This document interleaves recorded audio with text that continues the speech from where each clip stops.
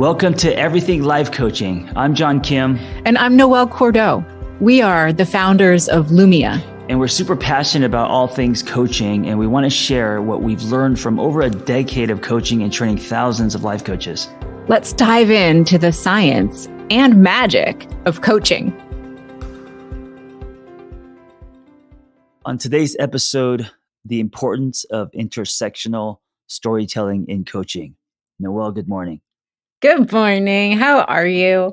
I'm well. Every time we have a long title, I feel like the fourth grader who has to stand up and read for class and is terrified that he's going to do it wrong. We can work on titles. This is overcomable. Yes. Hey, before we begin, can we do something that is very Noelle? 3 things you're grateful for, and what is your intention / mantra for today? Ooh. Oh, I love that. And I love that it's coming from you. Yeah. Awesome. All right. So the first one has to do with our time together today, that I am grateful for the space to create original thought around coaching and theory and to put it out into the world, because our field is so new.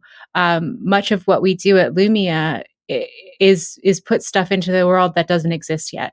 And to be a creator is truly a gift. The second thing that I'm grateful for are my family and friends. I'm surrounded by awesome people, and I feel so often that the people in my life are the true riches that I have as I walk this journey of life. Third thing is my dog, George. Yes, George. George is 11 now, and he woke me up at 2:00 in the morning because he had to projectile vomit. So I'm a little tired today. George has the kindest eyes.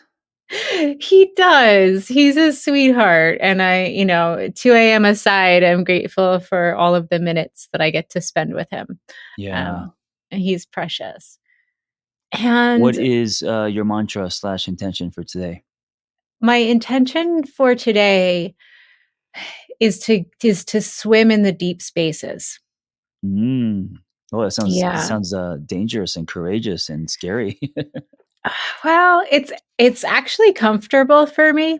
I'm tired. I didn't sleep after the dog had to go out, and it's nice when I'm kind of feeling tired like this to go into depth of thought and to really push around theoretical concepts and to do some writing and deep excavation. It's like a nice way to wade through tired days. Nice. How about you? The first thing I'm grateful for is your outlines when we do these podcasts. So yeah, I'm a part of 4 podcasts, and with you, it's so easy because, you give me an outline, you tell me what the topic's going to be about. And so it's easy to have that in front of me. So if I haven't thanked you before, thank you for that.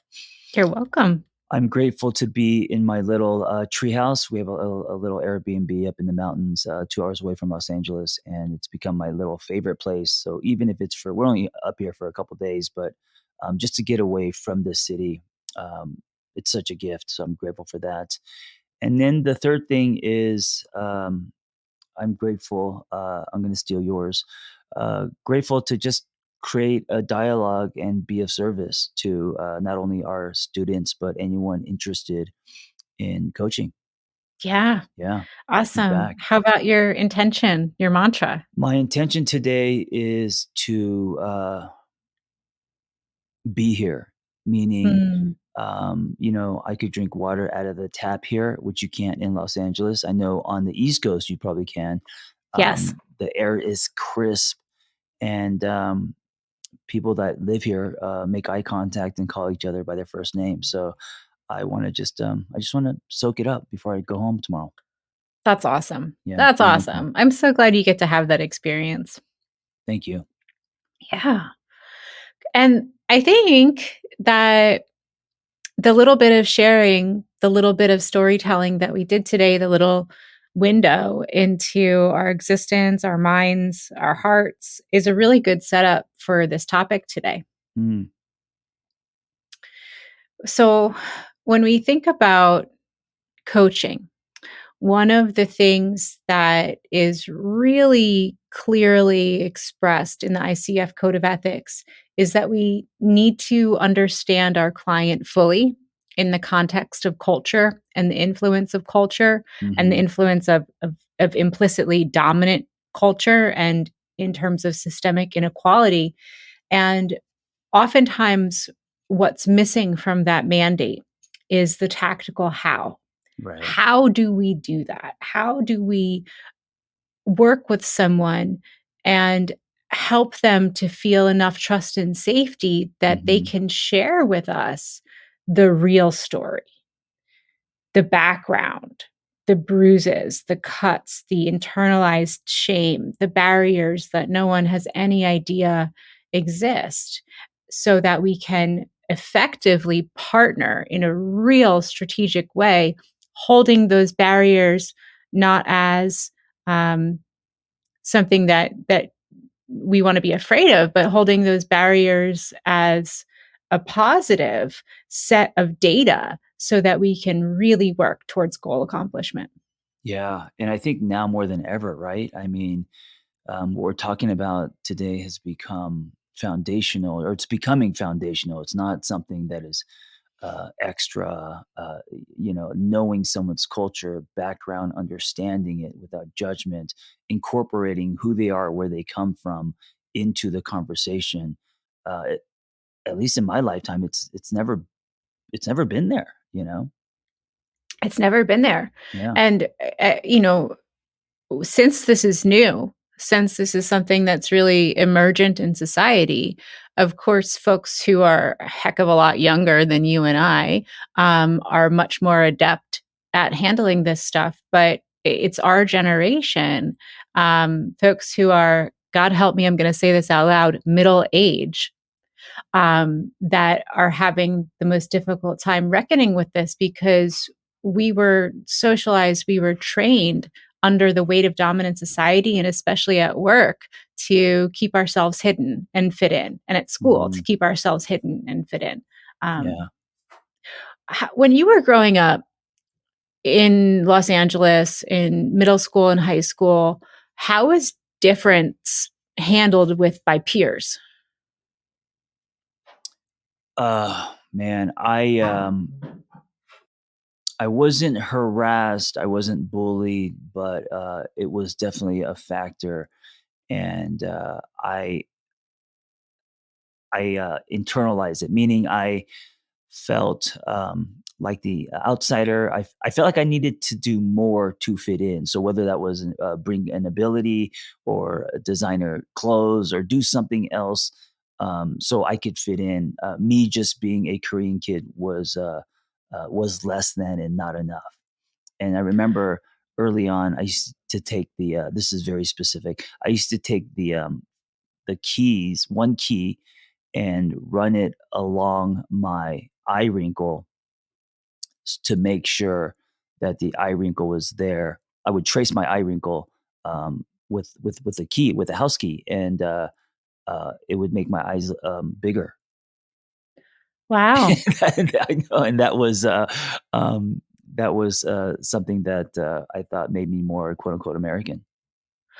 Thank you for sharing that story. It is so intimate, and it gives me a visual Yeah. of you as a kid and how physical and visceral it was for you to be aware of an aspect of difference that showed up for you every day, and literally how you carried a solution with you in the set of your keys. Yes, and what's interesting is when I think about it myself, because I'm in my own body, I just see it as like me doing my hair or brushing my teeth, and I put the key in my eye for an eye wrinkle. But if I was to actually imagine my daughter, a 10-year-old, doing something like that to fit in, I mean, I feel so sad. Yeah. Like that picture will bring me to tears. Me seeing myself doing it, because there's distance. I don't see it as sad, but yeah, when I think of someone else doing it, it's just so sad that that's what they had to do to feel like they were important or fit in.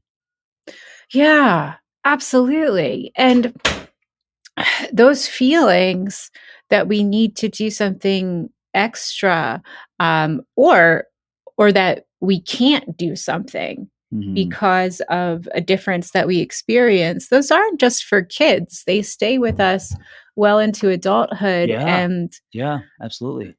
those internalized thoughts and feelings show up Mhm. in the space of coaching Mhm.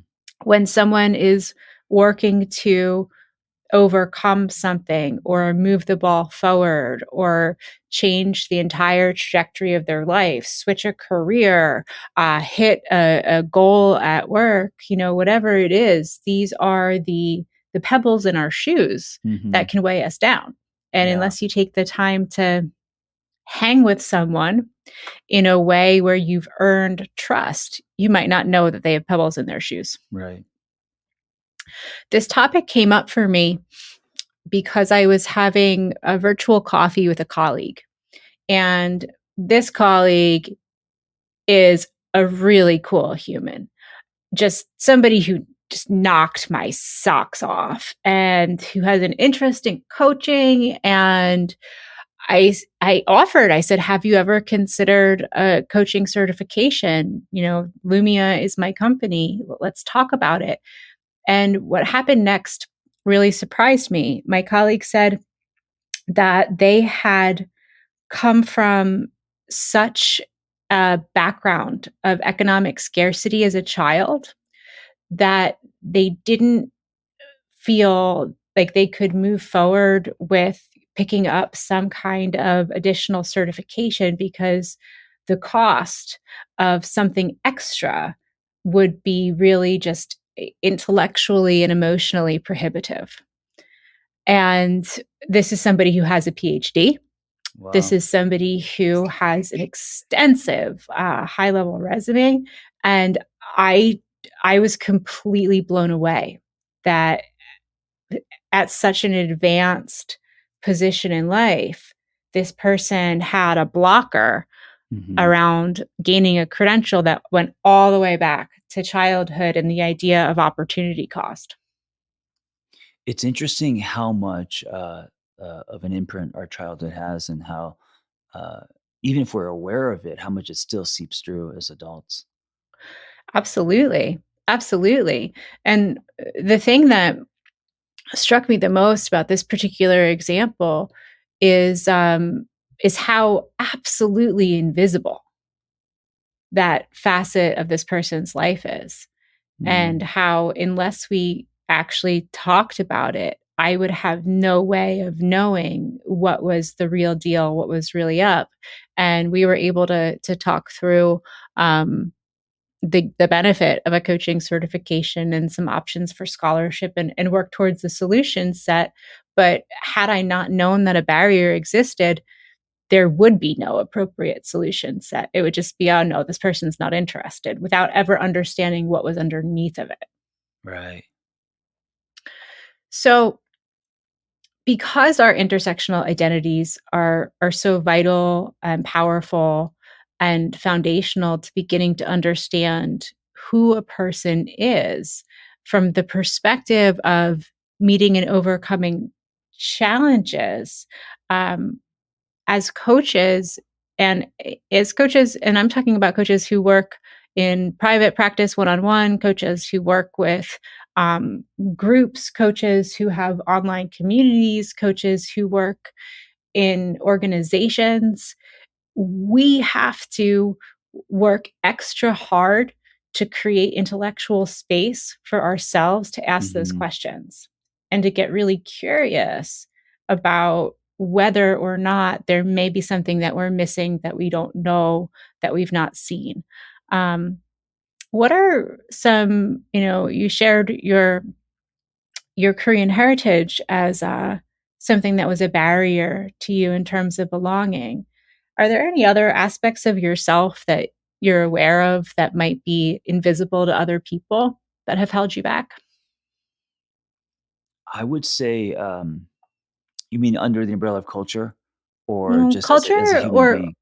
any aspect of intersectionality. So, something that comes up for me is we're both divorced. Right. Yeah, that's a big one. Mhm. Divorced, I mean, obviously, Korean American, um, also growing up where, because of, being Korean, having to work for the Korean family business, and so, Mm. my parents owned one of the businesses we owned was a Popeyes chicken, and, I hated it. I had to go there, and, every weekend, my childhood, my high school weekends were spent, being forced to work at a fast food restaurant, you know? So with that comes, because a lot of, other kids were getting jobs at cool places, and, I was forced to do that. So that was part of my story. Divorce is probably one of the biggest ones. And then this idea of, not going to a Ivy League school or, even a US, like going to, a Cal State school and then judging myself for that and studying something like film, where in my parents' eyes was kind of a joke and a fast way out.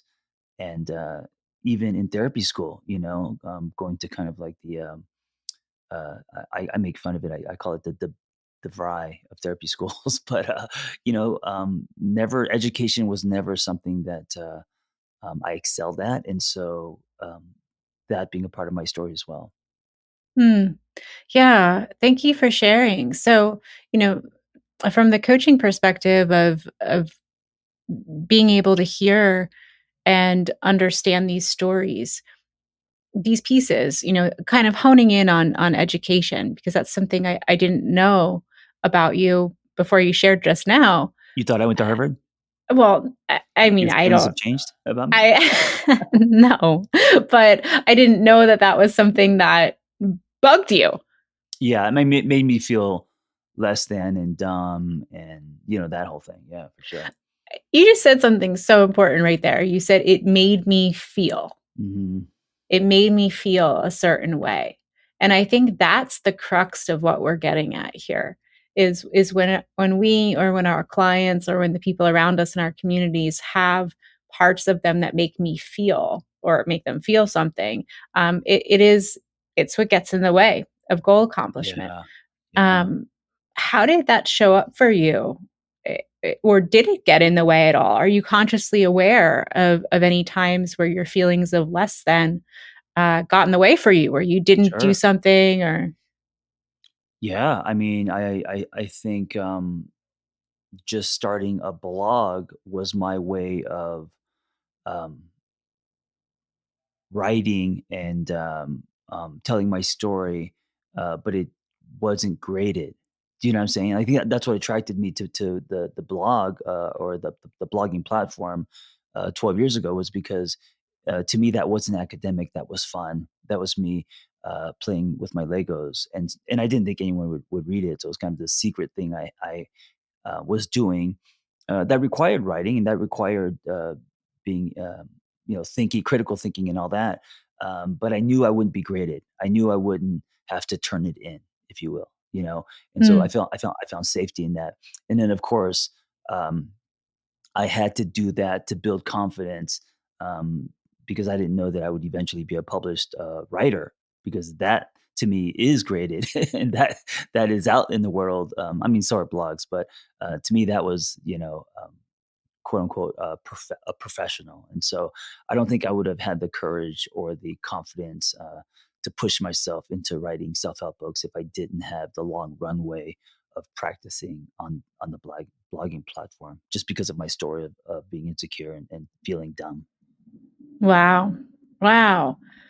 And it's interesting because and so often, and this is why we've been great business partners over the years, is my story's similar, but kind of in the opposite. So some invisible things about me that have really gotten in the way over the years is that I really struggled with depression Mm. in my teen years and into my young adulthood, Mhm. and maybe even a little bit through my 30s. And I also that coincided with deep eating disorders. Right. And of course, I identify as a woman, and so everyone is able to see that I'm very femme, and that's one of my statuses that really played into my relationship with eating disorders, and depression. And I felt 100% not capable of going down a route that had anything to do with math, business, entrepreneurship. Mm. Um, and I felt that academia was a place that was safe and Right. kind of walled off. And so I pushed really hard on the academic side of things and hid from kind of playing around, Mhm. publicly, Right. as with my voice, with writing, with things that aren't graded, because then it goes into the court of public opinion, and that was much more terrifying Mhm. for me.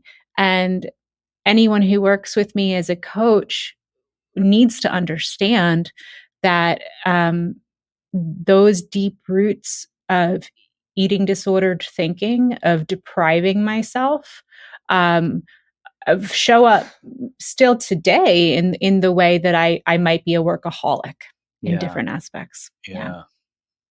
That's really interesting. And so, yeah, as we tell our stories, um, if someone was coaching us, I mean, these are huge points, and these are things that it's valuable information for them to know, to not only create the conversation, but also the kind of space that needs to be held for us uniquely. Absolutely. Yeah. Yeah, and there's really 3 prongs here that I wanted to touch on, for coaches, because whenever we talk about the importance of intersectional storytelling, of giving someone a space where there's enough trust and safety to share their story, the number one question that I get is, "Well, isn't that therapy?" Hmm. John, as a therapist, what do you think the difference is between hearing somebody's story, and knowing where they come from, and doing therapy? Yeah, the big word for me is treatment. You are not, just because you're hearing my story, and how I felt less than because I wasn't good at school. Uh, you're not treating me for that.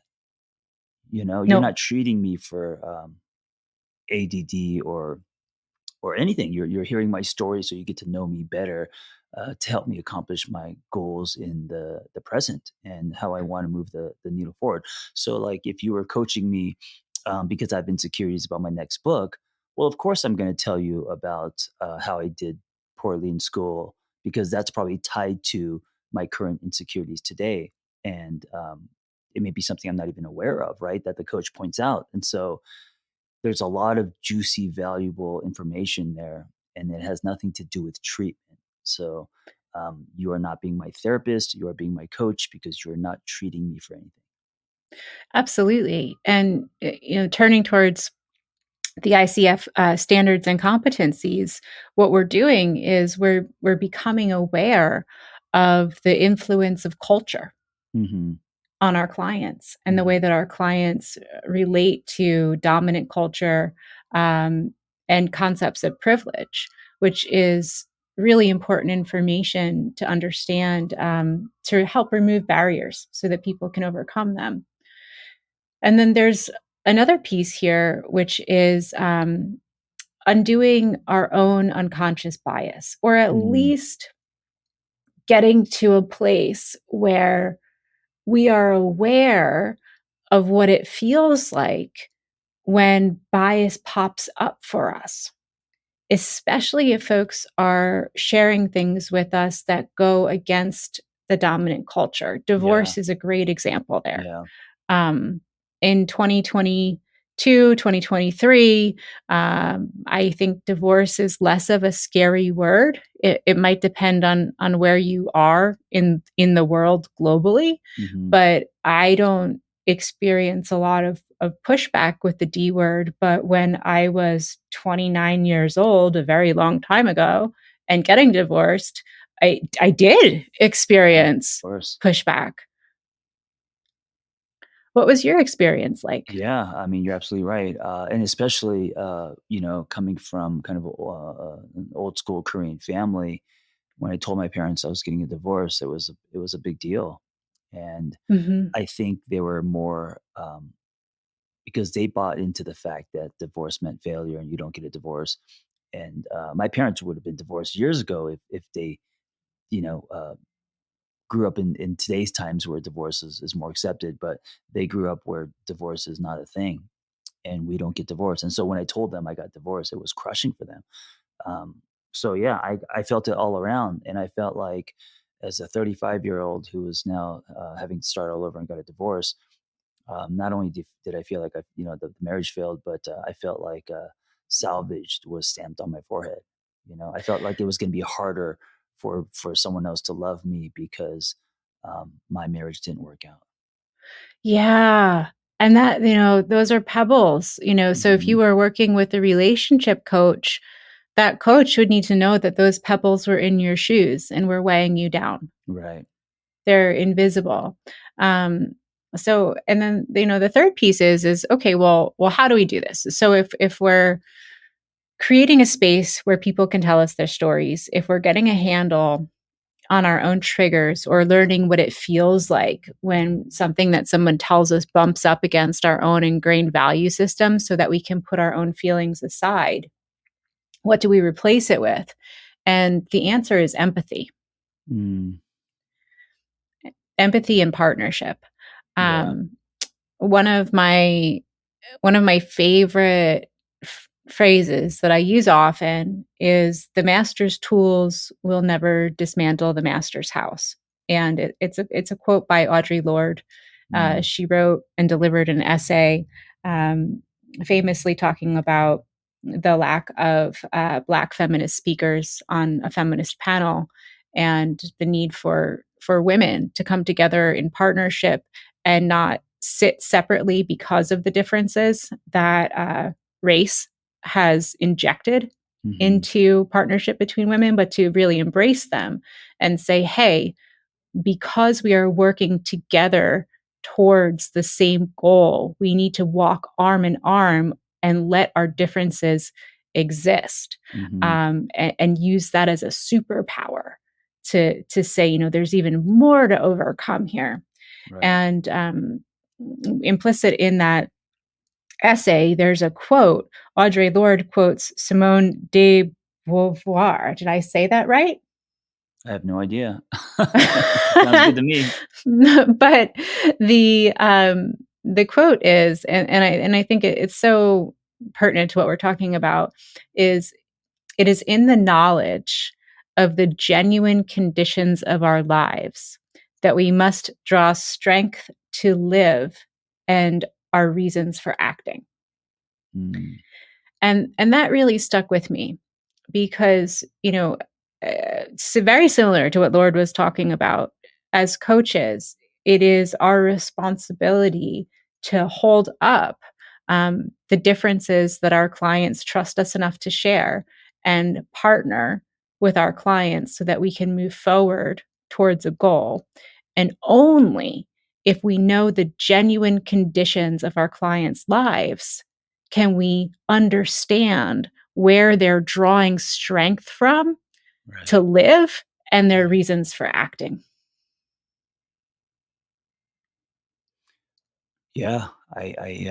Man, I was just thinking that even if you pull out of coaching and just in general what you're talking about, if people made an effort to do that, we would just all be better to each other.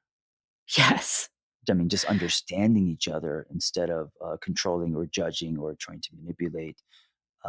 That flips the magnet back. That produces so much glue. And right now, we live in a world where there's a lot of a lot of resistance because people are trying to control and hold down and all that stuff. The opposite of what we're talking about. Absolutely. And, I look through the lens of critical thought, feminist theory.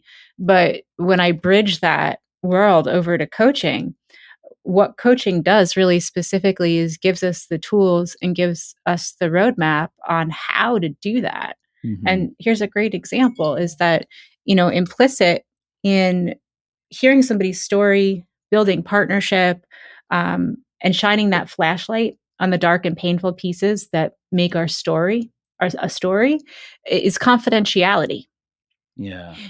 And coaching gives us really specific rules about confidentiality so you can move forward into these spaces that if you don't have rules, if you don't have frameworks, if you don't have any guidelines, they can feel really terrifying to enact because you don't know what to do and you're afraid of messing up. But when you take the frameworks of coaching with confidentiality and trust and safety and mirroring back, and you're not telling someone what to do, you're asking somebody what their experience is and what it means to them, boom, you have a beautiful roadmap to do better, no matter what you're trying to do. This stuff we're talking about is also not optional. It's foundational. Yes. You're setting up a relationship with your client, and without this piece, it can get slippery.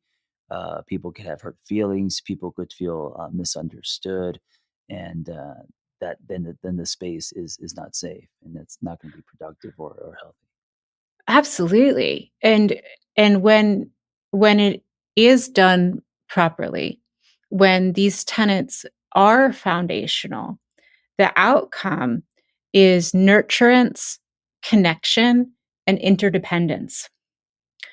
And the word interdependence is really important and interesting to me because I get it visual. When I think of interdependence, what comes up for me is an actual web of connectedness. It's like connected tissue or a spider web or a woven tapestry or some yarn that is woven together. And if we weren't laced together psychologically as humans, life just blows right through us. Yeah. But if we're laced up with threads of nurturance and connection, then we're strong. We're stronger together. I love that. Me too. That's what Lord talks about. And that's my great privilege, going back to my gratitude to be able to tie what so many theorists have been talking about for so long in terms of moving the dial for all humans to be able to access and flourish in life to the application of that work through coaching. Right. I love it. It makes coaching bigger than coaching, right? Because when you think of coaching, you think of I'm coaching people, helping their lives, but it's almost coaching them becomes almost a global responsibility or a on this planet or a human thing, which I love. It is, and it has the potential to do that. So for those of you who are circling the discipline of coaching, come on in. The water is so warm. Yeah. And just from the very human perspective of we all have to deal with the world that we live in right now, all hands on deck. Thanks for listening to Everything Life Coaching. If you're feeling the draw to become a coach, head to lumiacoaching.com/everything. Explore a new career that brings fulfillment, gives you a true sense of purpose, and a bold community to do it with. Lumia is ready to equip you with the tools, training, and community you will need to reach your goals. If you're ready to build a unique coaching business on your own terms while making an impact on the world at large, Lumia is the next bold step in your coaching journey. That's lumiacoaching.com/everything. And hey, if you're waiting for a sign, this is it.